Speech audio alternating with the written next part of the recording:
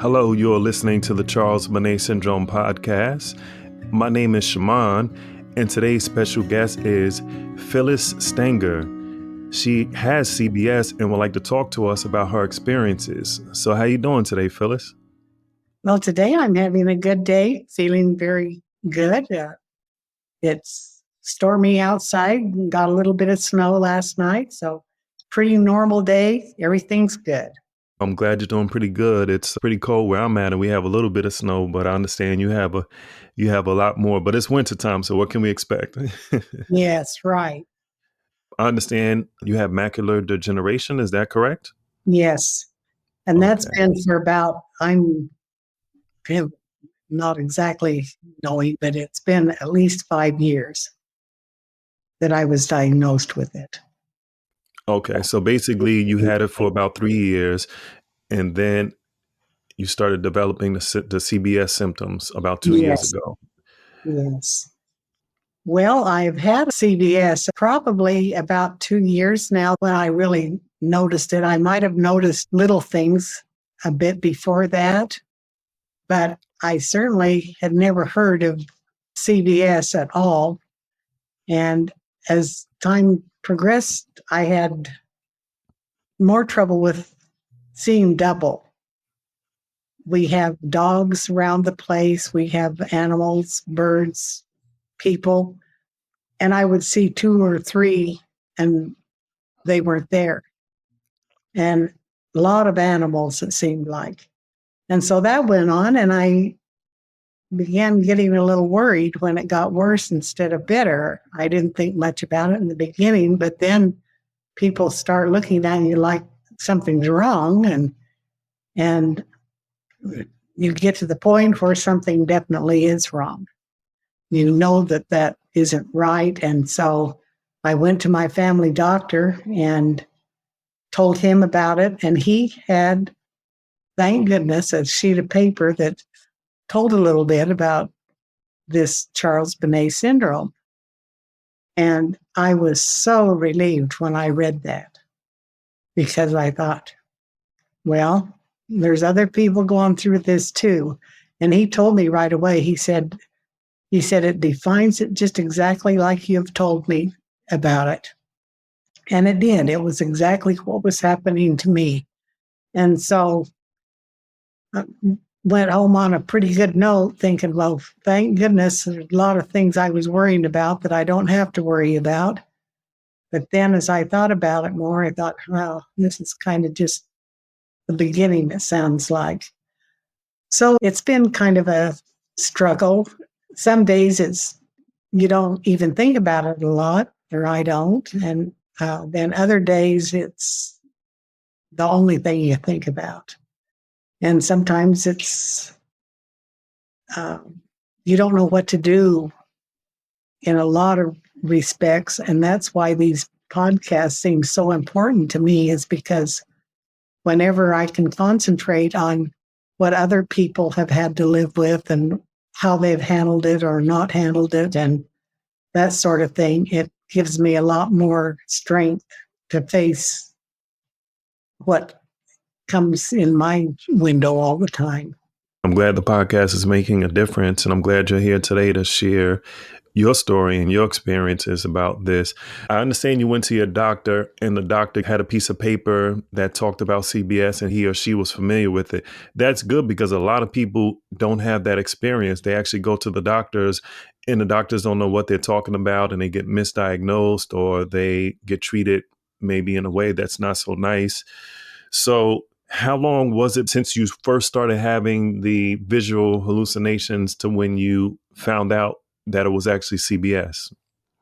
That was about 2 years, probably, just Okay. about 2 years, because I started seeing things that weren't there, and things became crooked, and um, utility poles had great curves in them, and just crazy things like that. And it was bothering me when I drove the car, because I thought I was driving the car like I normally drove it. But all of a sudden, I couldn't tell where the curbs were. I couldn't tell whether they were 6 inches up from the ground or 2 feet. And I then knew that it wasn't fun to drive anymore by any means, and it was dangerous for other people. So I gave that up, and that was certainly a big change for my life. And I think that's one of the things that bothers me now more than a lot of them is the fact that I feel so dependent on everybody because I can't do the things that I've always done. That's a big adjustment when you've been independent for so many years. And I understand I've spoken to your daughter that you're still very independent, but not being able to drive is a big adjustment. Did you have any accidents or close calls when you were experiencing these CBS symptoms when you were driving? No, I was lucky that way. I didn't have anything happen. Thank goodness. I just evaluated everything and could see that it wasn't going to work. That I one day I kind of drove off the side of the road, looked like I was on the pavement to me, but it wasn't. So Wow. I don't know. It's just and when I ride now in going anywhere in an automobile, it's very hard because the lines on the pavement are coming right at me instead of finding where I'm supposed to drive. They look like they want to cause a collision all the time. And so it's not very fun. Understand that you were actually seeing the utility poles curved and you started seeing double. Do you still see those types of things now, or has it progressed so where you're seeing different types of things with your CBS? I'm seeing different kind of things. Still the old ones though too, the ones that I've always had creep up a lot of times. Um, the utility poles are still crooked. So a lot of things are still the same, but I have new things now. I've gone on to more political things, it seems like, which is very strange. I've heard a lot of things, so nothing is really strange, and CBS is different for each person. Even though there are some similarities, it's still a lot different for different people. So it's nothing to be ashamed about or nothing that's too strange. It's just an experience that you're having. How was it before you knew that it was actually CBS? Did you think maybe you had another condition? What were you thinking? Yes, I was just looking for answers mostly, and the eye doctor fit me with some prisms in my glasses that seemed to help that a little bit, but it didn't last. It was just temporary. And just things like that. I thought, well, we can get this, we can get ahead of this. And I wondered what else it could be besides that. I thought maybe that's not what it is CBS, and maybe it's something else. But nothing else fit the picture. My mother had Parkinson's for many years before she died, and her hallucinations were quite different than mine. As I remember them, she saw really mean things. She thought people were robbing her house, and she thought that she had insects and snakes and everything crawling in her house. And she really suffered from hers. And I haven't had anything with mine that is terribly scary, except on 2 or 3 occasions. It was bad. But other than that, I don't have a steady diet of horrible things with it. That is good. I'm glad to hear that. So, how do you cope with CBS? What are some things that help you, or how do you deal with this on a day-to-day basis? Well, every day I try to get a little stronger, but I try to involve myself in more things. The kids have been really good. Betty's lives close to me, and she's just excellent to help me. And we go for drives, and we get out of the house, just do anything to change things at the moment. And it does. It seems like when the hallucinations involve a lot of people invading my property and my house, when I leave and come back, they're gone. So maybe not entirely, maybe there'll be one or two somewhere in the distance or something, but they're not problematic like they are when I first face them and I about think I'm going to lose my mind. And then all of a sudden, I can figure things out and think, well, I've got to get out of here. I've got to call somebody because I can't stay by myself when all of that's happening. That's good that you're aware of that and that you have family that's close by that can help you and that you get out. So that's interesting. When you leave and you get out of the house and you take a drive and you get around family and friends, when you come back, either the hallucinations are not there or it's much less intense. So that's something that hopefully someone that's listening can try. Because sometimes it seems like a change of environment or getting around people helps with CBS. It does for me, even watching television, anything like that, just to get your mind from thinking about where did they go? What are they doing now? Why are they doing that? It's just a real crazy thing to have to deal with. So does your CBS kind of come around randomly throughout the day, or is it more at night when you're relaxing or when you're sleeping? It's very much at night and in the afternoon if I'm extremely tired and have a nap or something and wake up. There's generally always someone there that I have never seen before, somewhere on my property. When I'm tired, it always seems like the time that it affects me. That's so frustrating to experience that because I know that you know about CBS, obviously, because we're talking about CBS and you know that that's something that you have. But I've heard people that have the condition say in the moment when you're experiencing that, sometimes all of that goes out of the door. You're just frustrated, you're startled, and it's hard to deal with it in the moment. And that's one thing that I can really see an improvement in is that very thing that I used to get much more upset with it than I do now. And the people around that were really upsetting to me in the beginning aren't so much anymore. I just kind of accept them, like I want to get away from it, want to get involved with something else, but I don't worry about them being there.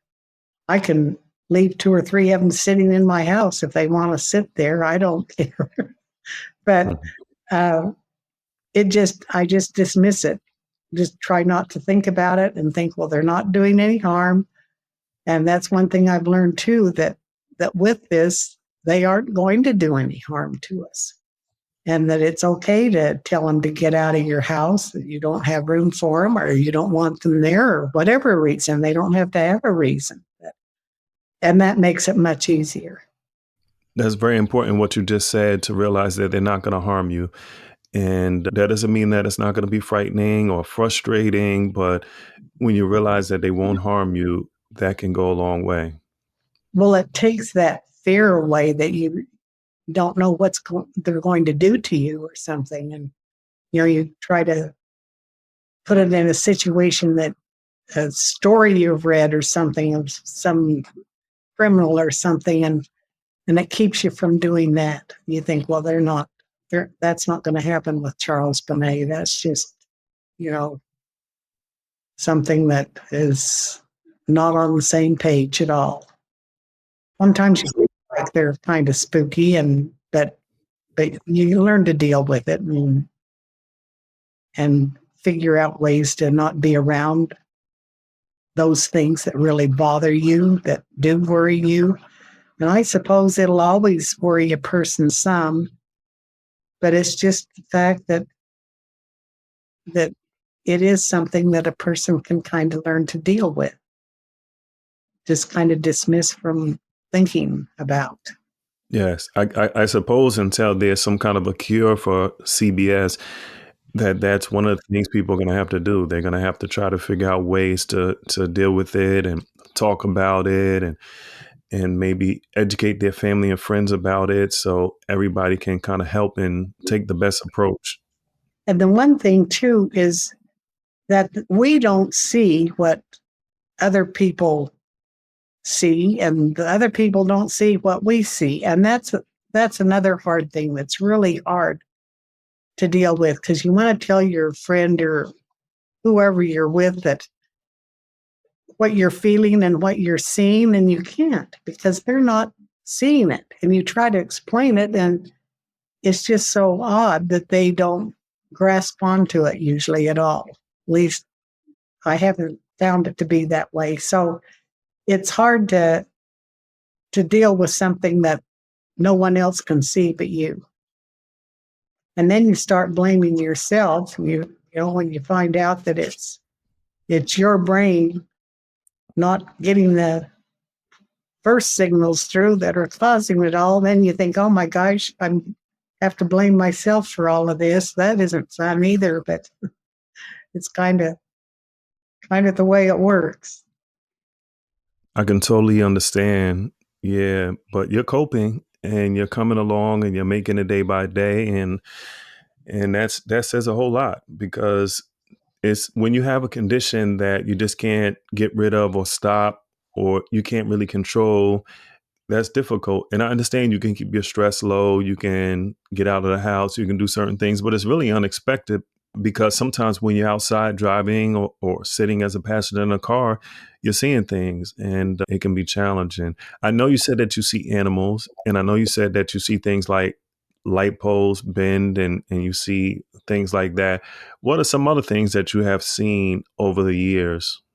Well, here lately, I've been having trouble with reading. I've got several things that magnify and help me in that respect, but it's not the same. It isn't a real enjoyable way to have to read. But that really bothers me because I can't make out letters and punctuation marks and things like that, even when it's magnified at times. Since it's like everything else, at times it's worse than other times. But I'm not able to read ever without magnification now.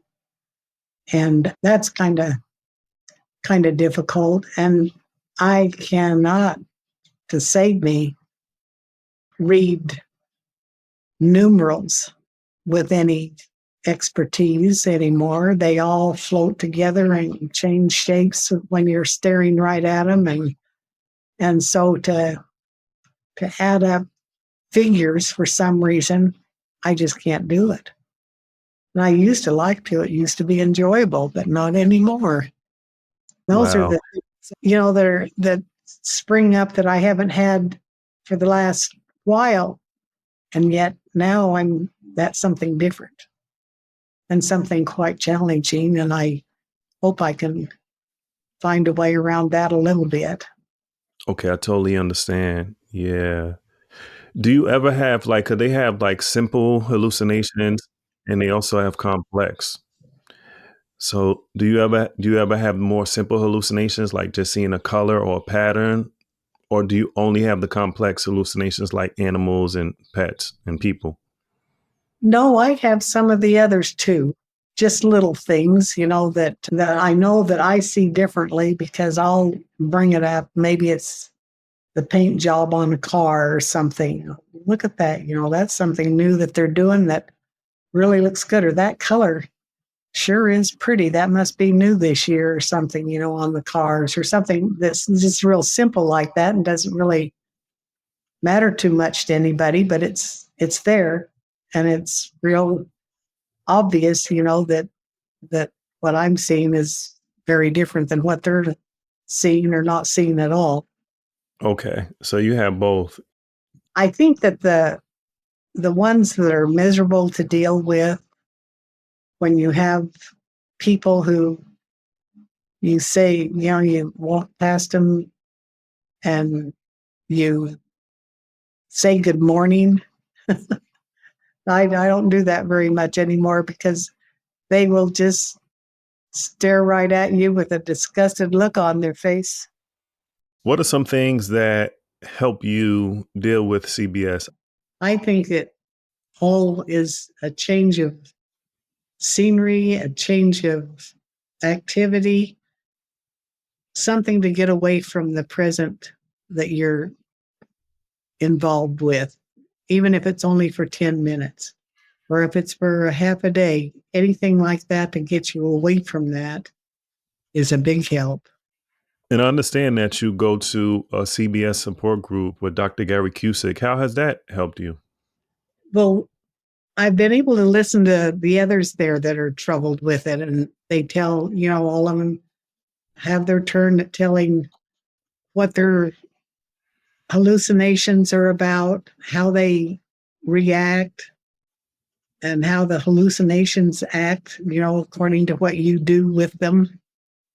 And that has been a great help to know that everybody's got different things, but they can get along with it, and keep trying to get in control of it a little bit. Okay, that's good.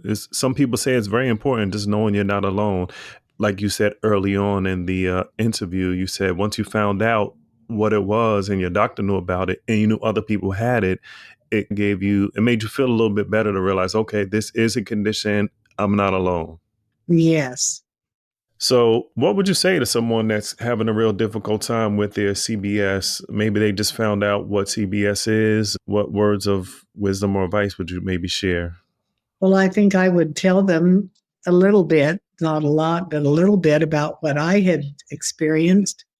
And I would encourage them to do the part I have done as far as trying to get help from other sources, because they're doing a lot of work trying to find out more about this and how to deal with it and how to work different methods with it to get control of it.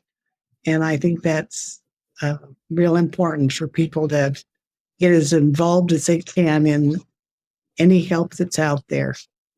Thank you for sharing that.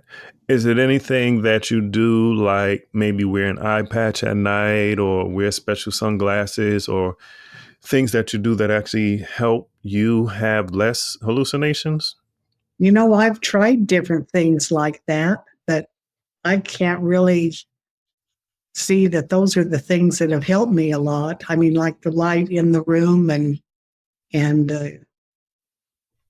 moving your eyes. I need to work more on that because they do say that helps. Move your eyes quickly from one corner of your room to the next, and that will help. So I'm always listening and trying to hear things that are different that I haven't tried, and trying to get hold of those that will help me. That's good that you're not giving up trying different things. And I've realized that what works for one person may not work for someone else, or what works for you for a time period may not continue to work, but just trying different things. It seems to be like across the board, reduce your stress, try your best to get rest, which can be difficult because most people get CBS at night. And also, don't isolate. Get out of the house, even if it's just walking around the house or sitting on the porch or whatever you feel comfortable doing. Those seem to be things that have helped. They have helped, I'll say. What was the most frightening thing you've seen with CBS? Oh, I've had some doozies. I had one, it's been quite some time ago now, but my son was working on a place where they had horses and cows and everything that they were raising. And they had him on a piece of equipment that he had never run before. And he was trying to master it. And they were a couple big, ugly guys really treating him badly. And they swung him around down underneath the pickup on that. It was a big baler. And they crushed him between two pieces of that piece of machinery. Oh And gosh. it was awful. So you saw this, did you see this when you were like outside somewhere? We were outside, probably, a couple of 100 yards from the house. I ran back to the house and actually called the 911 number. And they came out and talked me through it. By the time they got there, of course, he was nowhere to be seen. I was hollering at them, asking them where they had put him and if they had killed him. Nobody would answer. Nothing would happen. And to this day, I don't know. It just was because it didn't destroy him. He didn't know anything about it, but it was that really put the fear in me. I didn't want anything to do with this. That is traumatic. And thank goodness it hasn't occurred again. And I would do some things differently if it did.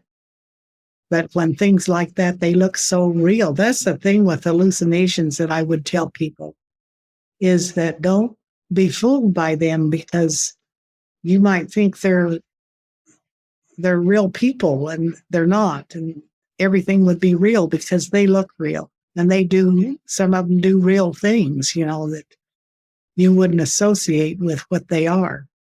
And most of our lives, we're taught seeing is believing, and we see stuff and we comprehend it, we make sense of it, and then all of a sudden you have an eye disease or some kind of an eye condition that diminishes your eyesight. So then you develop CBS, and then you can't believe what you see, and it's challenging when your whole life what you see is real, and now what you see, you got to ask, you got to second guess, is that real, is that not? Yes, And that can be challenging. it is challenging. And it's a very difficult thing to try to know what to do exactly. That's why it's so good to get around other people, because even if they don't know what to do either, but they can at least just give you that security or that knowing that somebody's there. Knowing that you're not alone. Yeah, because I've experienced Yes. that too, going to caregivers groups or just meeting with any kind of group that you meet with. Yes. Sometimes you don't have an answer. Sometimes it's nothing that can change the situation, but just realizing that you're not alone, just talking, just listening, just is good. And when you get to that point, when you've talked about it and it does seem much better, then it seems like the whole picture is less intense the next time something similar happens. Wow, that's so good right there. Yeah. So it's just like you get strength for the day, and then you can deal with it the next day. And maybe hopefully with some of these groups, people can start talking outside of the groups if they're comfortable and if they have a connection. Maybe they can text each other or talk on the phone, or if they live close, meet Yeah. together and extend this group. Because if you meet once a week, that's great. But sometimes you may have an episode or a situation on a Wednesday and you need some support on Wednesday, and you can't wait till Saturday or whenever the day is of your CBS group. We go on Saturday. Yeah. Did you make any other friends with anyone outside of the group that maybe you talk to occasionally? I know our leaders like Dr. Gary Cusick and maybe Ever Potts and stuff, they're always open for a phone call, but have you ever connected outside of the group with anyone? I haven't done yet. I've been pretty busy, with the summer and everything. But now that it's winter, maybe that's something I could do too. Have a little bit of time to telephone somebody, and that would be nice. Yeah, I'm sure some people would probably like that. Whenever it's time, whenever you feel comfortable, if something that works for you. I So really what's enjoy it when I listen to them on the podcast, and hear their experiences, because some of them are real comical and some are real serious. Anyway, it's nice to be in touch with them. Yeah. So what is like maybe one of the funniest or best hallucinations that you've had with Oh, CBS? let's see. I've had some funny things happen. Oh, no, what can I think of? I don't know. Or something pleasant that you saw, like a beach in Maui, Hawaii, or something. I don't Um, know, but I know I put you on the spot, but I just wanted to let people know that sometimes you have good or fun, memorable, pleasurable hallucinations, and sometimes you have frightening ones or annoying ones. So I just yeah, wanted to share. believe me, and you've said it just right. Some of them are really bad, but some of them are funny. I've had people tell me that I should write a book and include all these hallucinations, the description of them and what happened and everything, so that they could have a good laugh over it. And, I guess they were surprised to think, well, it isn't all bad. Yeah, that But would be pretty funny. my mind is just drawn a blank. I'll write some down. I'll tell you sometime when I get them all figured out. But there have been Wow. some funny ones. And a book would be good because you experience these things. So figure a way to sometimes writing it down, gets it off your chest, gets it out of your system. And then sometimes, just like you say, just allowing someone to laugh at something or you laughing yourself, looking back and Yeah. saying that was something that was funny. It'd be good if there was a book, a compilation book where 10 people that had CBS agreed to write their experiences and put it all together. Oh, Maybe that would we be can talk fun. about that. That would be fun. It would be fun for anyone, but it'd be especially fun for those of us who have been diagnosed with it and everything. It would be very funny. Yeah, this is great to hear what you've been through, to hear that you're still going on, that you're making the best of the situation. You're trying to do things that will help you. And I like what you said about getting out of the house or calling a loved one. And let me ask you this. After you had that situation with your son where it was a hallucination, thank God, but where he was actually killed by like the tractor or whatever Mhm. equipment it was, have you ever called 911 again? Or were you able to realize that, wait a minute, let me talk to Betty first, or let me think about this first before I do that? Or have you had other instances where you had maybe called for help and it was a false alarm? No, I have not. That taught me a big lesson. I knew, it. I thought, well, that is crazy because they didn't know what to do, what to say. They could see that it was a hallucination, and Betty was there with me at that point. I had told her to come down, but yeah, it was something that I'll never repeat. At least I sure don't think I will. I sure be working against repeating that. In the first place, when I was past it and could look back on it, I should have recognized right from the start of it that something was wrong, that wasn't normal behavior, wasn't normal happenings. Yeah, hindsight is 2020 Yeah, and it's okay. I'm curious, when that happened, did you know what CBS was, or was this still like in the early days of first year or so where you didn't know what was going on? it was very early. I don't know if I'd even been to one session yet. I don't think I had because it's been quite a while.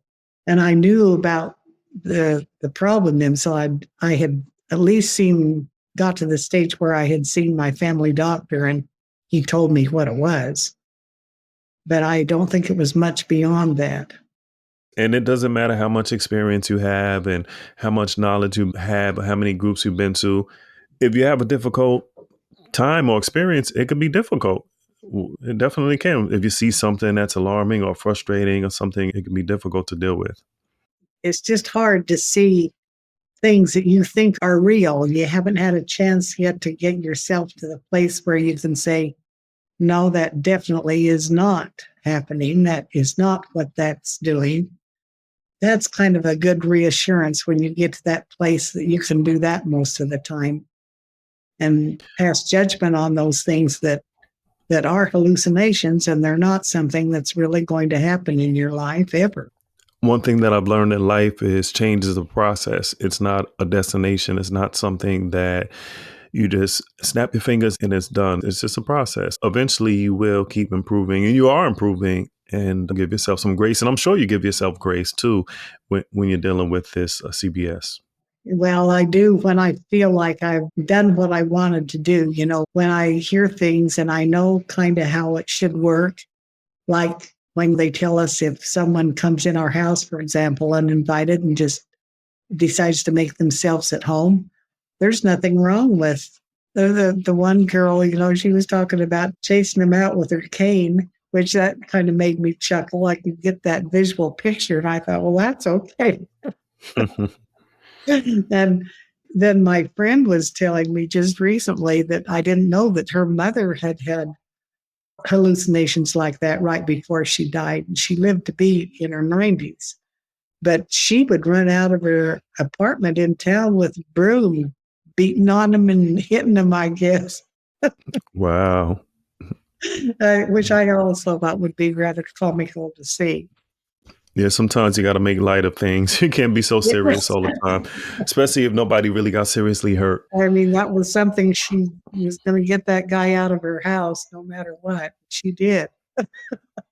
Wow. So some people that I've spoken to have said that they have felt the hallucination touch their toe or they've heard things being said. Some people call that CBS plus when you have other senses beside visual. Have you ever experienced anything like that or have yours been strictly visual? Oh, let's see. I think mine have been just about always visual. I'll have to think about it a little longer. It takes me a while to remember some of these things. I guess I should be writing them down so I don't forget. Okay, that's understandable. And some people say have a log or maybe once a day speak to a recording and talk about your experiences for the day Mhm. or diary, and that can help to regulate how you feel, to make some kind of a attack plan as far as like how you're going to deal with this or to get it off your chest so you feel better. But what works for you? Some people don't like having a diary, but Yeah. it sounds like you've been a writer, or you're open to it, or you know that it could be benefit you. Maybe share your Well, story. I always, when I was younger, I always tried to write a little bit each day just to remember the special happenings and everything, and I still like to do it. It's kind of fun after the years go by and you get it out and read it. Yeah, that is really good. I need to do more of that myself. I write sometimes, but not consistently. Yeah. Because, yeah, that can definitely be a good thing. So, is it anything that you would want to tell the listeners that maybe we haven't discussed yet? Anything that's on your mind or heart? Oh, I think we probably have discussed it, but just trying to uh, show compassion to all those that other people that have got it, and also, share with them the good things that you learn and the things that help you get through each day and everything. I think so. Can't have too much of that. That is really good. Compassion, care, understanding, patience, all of those things are really good. Yeah. I keep going back to the situation that you spoke about, that traumatic thing that you saw. Was Betty able to come to your house before the ambulance or police came there, or did she come after? She came right about the same time as they arrived. They got Okay. here All right. just maybe 5 minutes before she did. Okay. Because it seems like they could have had a lot of questions or been curious or wonder what was going on. And maybe Betty could have helped to discuss that or share some She things did. that she was She seeing. got there in Yeah. time so that she let them know that I'd been dealing with this and everything. And of course, that told them what they needed to know about how to, whether to search into things further or whether it was what it turned out to be. And so that was, I felt terribly embarrassed after the whole thing. I thought, well, that was silly to call them out. But they were very nice. They sure didn't. They tried not to make me feel foolish, but I'm sure they had a good laugh maybe when they were on the way back to town. I don't know, but they And you're were not foolish. Yeah. really Mhm. good about it. So, That's one of the benefits of spreading awareness about CBS, because when people know about it, they can know that this is a possibility or this is something that could be happening. Take this into consideration. Because a lot of times when people think visual hallucination, they will think dementia or Alzheimer's, which is a type of dementia, or something else. And just to know that it could be this can help someone maybe deal with things, especially if they were able to ask someone and say, yes, they do have a visual impairment, take it into consideration and stuff. And it's not a mental condition. mhm. I'm sure someone will listen to you and be able to identify with some of the things you've been through and to be able to hear that there's someone else going through what they went through and you're making it. You're getting Yeah. by, you're doing good, and it's not easy. So thank you for sharing your story because it's good, and I'm sure it'll be helpful for others. Well, thank you, because I'm sure I'll benefit greatly from it. Everything we learn helps and helps other people too. So that's kind of reassuring.